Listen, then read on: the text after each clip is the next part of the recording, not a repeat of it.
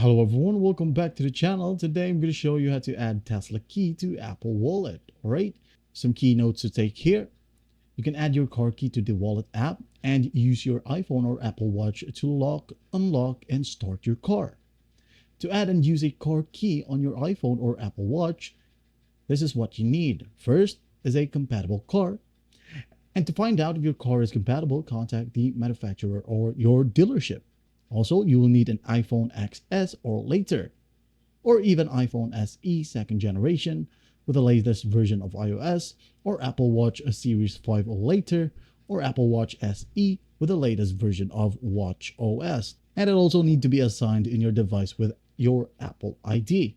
Now, how do we add your car key to Apple Wallet on your iPhone? First up, you'll have to make sure that your car is associated with the account provided by the car's manufacturer. All right?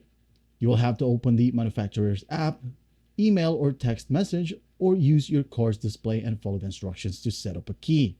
If you still have a problem on how to do so, just go ahead and contact the support of your car's manufacturer, and they will let you know on how to set up your phone with your car.